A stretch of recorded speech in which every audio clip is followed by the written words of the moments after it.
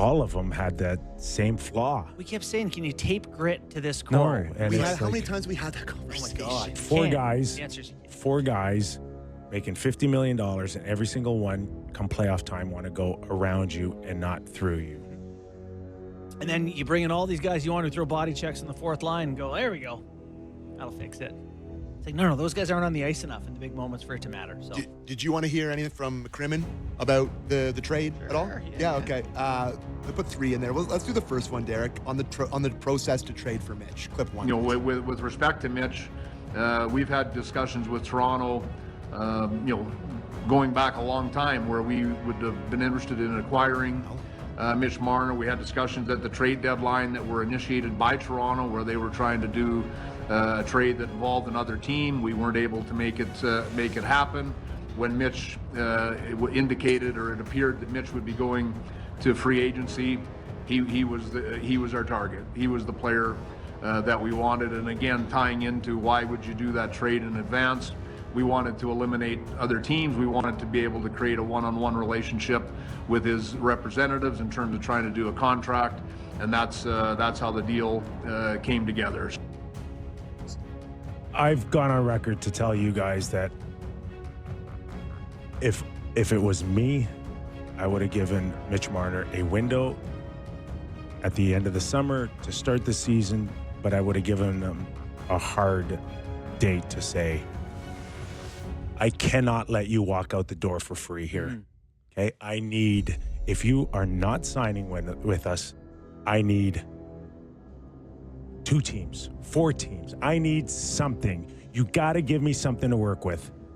You think they would have given that? Hold on. Sorry? You think they would have given that? I would have demanded it. This is the most sensitive camp on earth. Demanded it. This is the most sensitive camp and player on earth.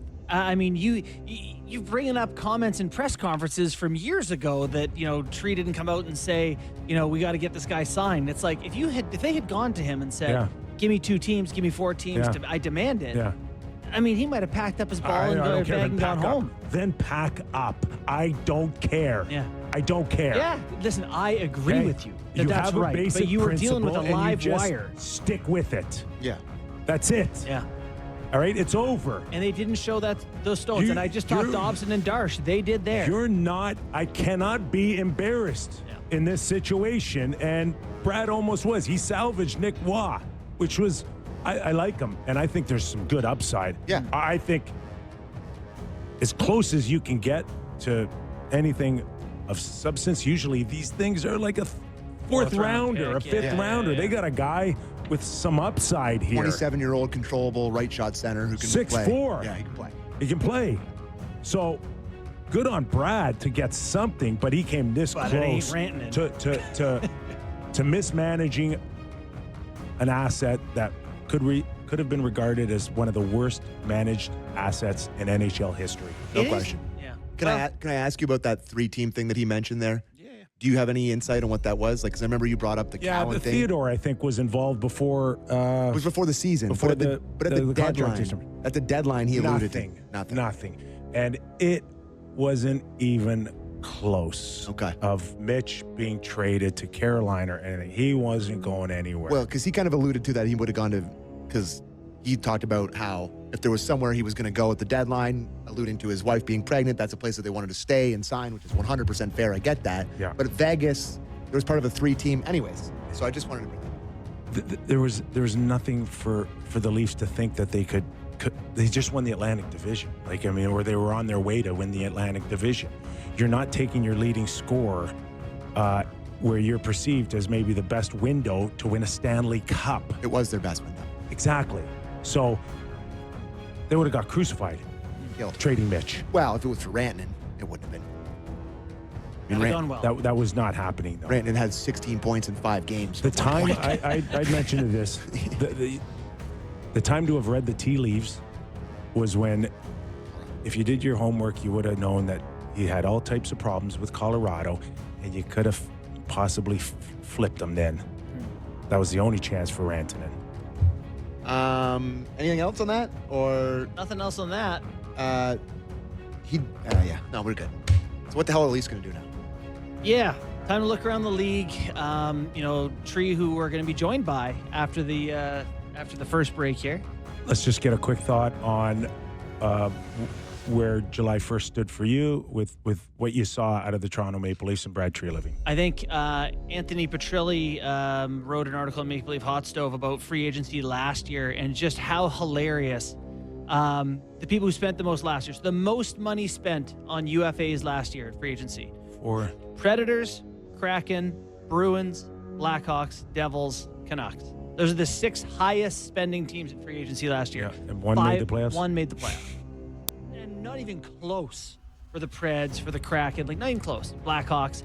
So the point is, the Leafs didn't do anything bad yesterday, which is a bigger risk than doing something, than the odds of getting something good on July 1st. So I'm okay with what they did. They took, some kind of low risk, high reward bets. And yeah. Now they're shopping for someone in a trade. I look at what the Kings did. Which deal do you wish the Leafs did that happened yesterday? Name one. I guess Tanev. Yeah, Kind of. Like 2.5 for 4? I Or? would have taken Brock Besser. For a depth guy. Yeah, I'd take Brock Besser too. I'd take Brock Besser. At that number? Yeah. I don't know. He's another shoot first, slow-footed. Yeah. Not to completely get off topic here, but how does the Vancouver Canucks go from we don't want this guy on a long-term deal, we couldn't even get a first rounder for him, to giving him 7 years And even Besser, $50 million? Besser said, day of, he had full plans to not return, and then they called him and surprised him with an offer, and he was like, okay. They both kind of just went, all right. Because they're like, what else? Yeah. Good question for our Dan Murphy, who joined us at the top of the hour. What's the relationship with Brock Besser and Quinn Hughes? I'm assuming very tight.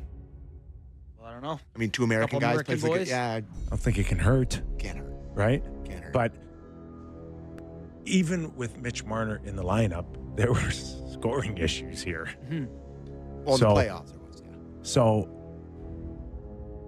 where's the scoring coming from?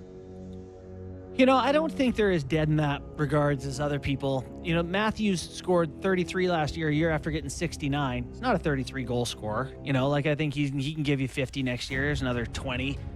Who's he playing with? Nyes and it could be Michelli or Domi or Malgin.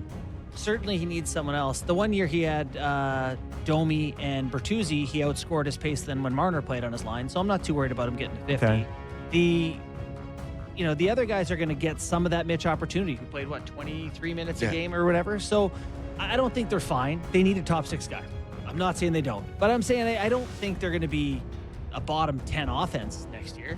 Could be wrong, but Where's that top 6 guy coming from, you say? that's a good question. That's something, maybe we can ask Brad after the break. There are, I think, was it Elliott?